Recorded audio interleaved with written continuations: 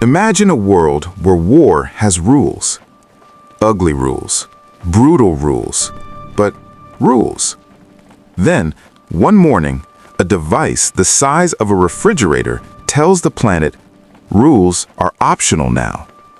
At 8:15 a.m., August 6, 1945, a US B-29 dropped a single uranium bomb, nicknamed Little Boy, over Hiroshima. The bomb detonated as an airburst.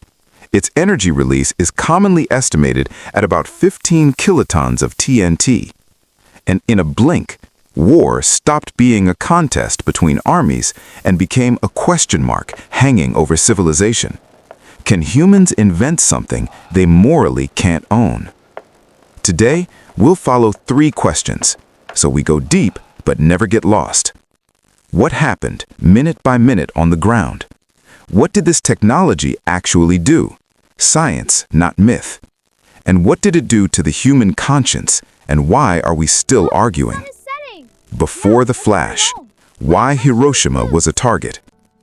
Hiroshima wasn't chosen randomly. In 1945, it was a significant city with military presence and infrastructure. But it was also selected so the effects of the weapon could be clearly observed. That idea appears bluntly in early U.S. reporting about assessing damage and injuries. Here's where the story gets chilling. Modern war had already been punishing civilians with firebombing and blockades. Hiroshima wasn't the first civilian suffering of the war, but Hiroshima would become the moment technology compressed devastation into one instant and forced the world to see it all at once. And yes, humans can turn anything into a spreadsheet, even apocalypse. The ultimatum hanging in the air. On July 26, 1945, the Allies issued the Potsdam Declaration, demanding Japan's surrender and warning of prompt and utter destruction if it refused. Then, history accelerates. Diplomacy, military planning, and science collide. August 6, 1945, the flash that split time. At 8:15 a.m. Japan time, the bomb was dropped. And this is the first mind-bending thing about the atomic age. Most people didn't hear the weapon coming. There isn't time for fear to warm up. Then, the physics explained like a story. Let's translate nuclear into human language. A conventional bomb breaks chemical bonds, like snapping matchsticks. A nuclear bomb breaks atomic nuclei, like cracking the very idea of matchsticks and releasing a ridiculous amount of energy. Little Boy was a uranium weapon. Its blast yield is widely described around 15 kilotons of TNT. That energy arrives in 3 brutal messengers. Blast, pressure strong enough to turn buildings into arguments the laws of physics win. Thermal radiation, heat intense enough to ignite materials and cause severe burns. Ionizing radiation, invisible injury that early doctors didn't fully recognize at first because it doesn't always look like a wound. We built a weapon where the most dangerous part sometimes is the part you can't even see. Because, of course we did. The human core, survivors. Hiroshima is not just an explosion. It's a library of human memories, many carried by hibakusha, atomic bomb survivors. One survivor, Keiko Ogura, described the moment simply. I immediately fell to the ground and lost consciousness. And then people woke up into a world that didn't match the one they remembered. Streets erased, landmarks gone, time broken. Aftermath, the second explosion, consequences. Numbers matter, but here, numbers are always inadequate. The Radiation Effects Research Foundation notes records were destroyed and entire families perished with no one left to report deaths. Estimates vary. Hiroshima's population was about 340,000 to 350,000, and roughly 90,000 to 166,000 people are estimated to have died within 2 to 4 months after the bombing. So when someone asks, How many died?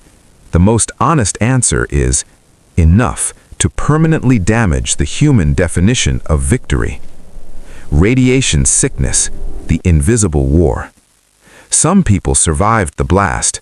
They survived the burns, only to collapse days or weeks later as acute radiation syndrome took hold. Early medical understanding struggled to explain what was happening, because now war didn't just destroy bodies, it altered biology and forced science to stare into a mirror it didn't like. Long-term studies show elevated risks for some cancers among survivors, varying by exposure and distance. The world reacts. That same day, President Harry Truman announced the bombing publicly. He described the weapon's power as more than 20,000 tons of TNT. Later, technical estimates often cite around 15 kilotons.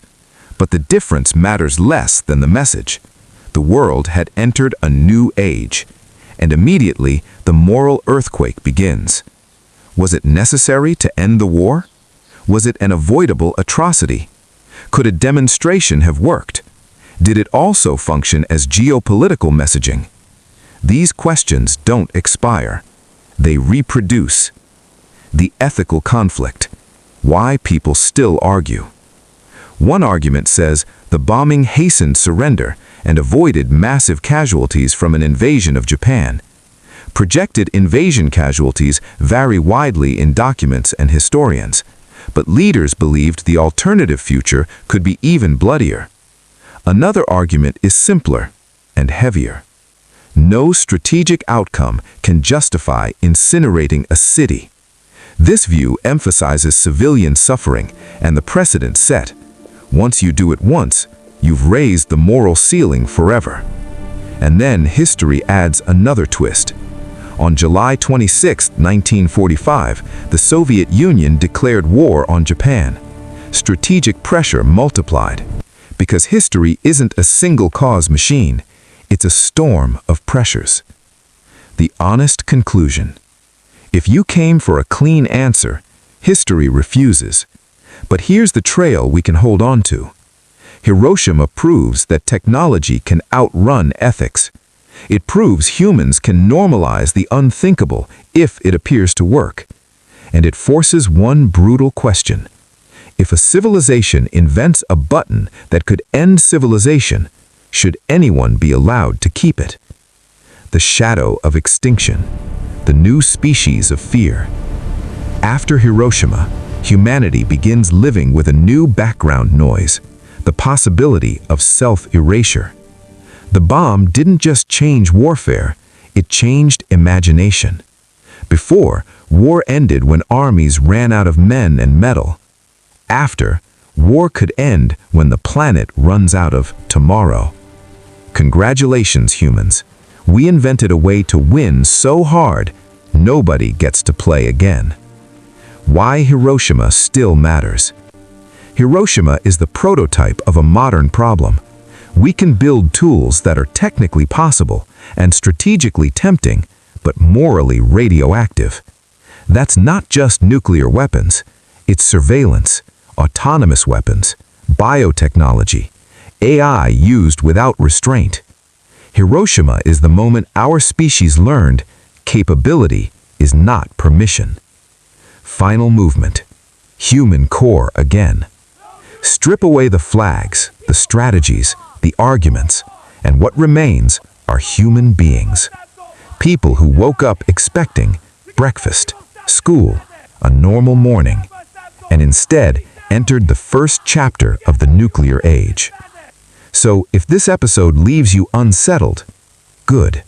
That discomfort is a form of wisdom, because the opposite of wisdom isn't ignorance, it's getting used to it. If you want, in the next episode, we'll follow the chain reaction forward.